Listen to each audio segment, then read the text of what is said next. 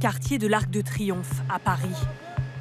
3 jours après la manifestation de samedi dernier, les rues portent encore les stigmates de la colère des Gilets jaunes. Un mouvement populaire, spontané et décentralisé, qui doit beaucoup à un réseau social, Facebook. C'est sur cette plateforme que les appels à manifester à Paris ont été lancés. En quelques semaines, près de 2000 pages ont vu le jour. Des centaines de milliers d'abonnés, la plus importante compte 1 700 000 membres. À la tête de ces groupes de simples militants, comme Leïla, mobilisée au sein du mouvement depuis le mois d'octobre.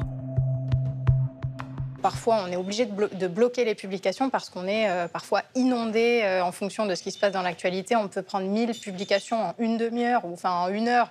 Là, en ce moment, on est sur du 500, 800 à l'heure. Donc, on gère un flux de publications qui est colossal et de plus en plus colossal en fonction du nombre de membres et d'adhérents à la page. Leur rôle est également de contrôler les publications. Et si elles sont si nombreuses, c'est parce que le nouvel algorithme rend les contenus des groupes beaucoup plus puissants. En France, le phénomène est sans précédent, comme nous l'explique Guillaume Fouettillou. Contrairement aux partis politiques ou aux syndicats, il y a une totale horizontalité. C'est-à-dire que l'ensemble des personnes sur Facebook qui veulent participer au mouvement partent de la même ligne de départ. Ils ont tous la possibilité de créer un groupe, ils ont tous la possibilité de faire des Facebook Live. Et cette horizontalité, en fait, elle déconcerte totalement le gouvernement, l'ensemble des corps intermédiaires, parce que, eh bien, il n'y a pas de tête. Facebook serait-il devenu le meilleur allié des Gilets jaunes?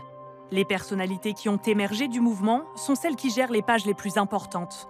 Le journaliste Vincent Glade décrypte le phénomène. Les administrateurs de groupes Facebook sont un peu devenus les leaders informels du mouvement. Ils jouent le rôle d'intermédiaires syndicaux dans le sens où c'est eux qui sont en contact avec la base et qui vont porter les revendications sur les plateaux de télé et éventuellement au gouvernement. Sauf que, comme souvent, la plateforme n'exerce qu'un contrôle très limité sur les contenus publiés. Depuis le début du mouvement, certains propos ou théories complotistes trouvent un écho considérable. Et cela concerne parfois les figures les plus médiatiques. Cet homme, vous l'avez vu sur tous les plateaux télé.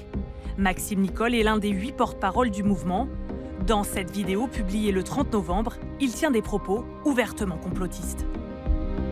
J'ai vu des documents ce soir qui fait que je suis le deuxième Coluche, ça veut dire que je sais des choses ce soir qui peuvent faire en sorte qu'on essaye de me tuer. Sur 30 feuilles que j'ai vues ce soir, si vous envoyez une seule, ça déclencherait une guerre mondiale en même pas 1 mois. Une vidéo vue plus de 265 000 fois. Certaines théories sont encore plus délirantes, comme celle de ce septuagénaire, persuadé que la Constitution est caduque. Sa vidéo date d'il y a 1 an, ce n'est qu'aujourd'hui qu'elle trouve un écho chez certains Gilets jaunes. En l'absence de Constitution, l'élection présidentielle du 8 mai 2017, tout comme l'élection législative du 18 juin 2017, sont tout simplement des actes politiques illégitimes. Des propos fantaisistes, repris en masse sur les réseaux sociaux et même lors de certaines manifestations. Toute société dans laquelle la garantie des droits n'est pas assurée, ni la séparation des pouvoirs déterminée, n'a point de constitution. Vous avez bien entendu, vous le savez. Au siège du journal Le Monde, nous avons rendez-vous avec Samuel Laurent, spécialiste de la lutte contre les fausses informations. Vous avez un mouvement où tout le monde amène un peu c'est l'auberge espagnole, ses idées, ses convictions et ses croyances. Et parfois, ces croyances sont des croyances qui reposent sur des choses vraies.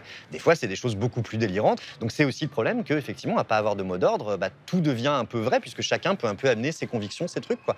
J'ai même vu une dame, c'était un peu un objet de moquerie, mais qui a écrit « La Terre est plate » sur son gilet jaune. Aujourd'hui, c'est sur Facebook que se joue l'avenir du mouvement. Des Gilets jaunes ont même prévu d'élire des représentants régionaux via la plateforme.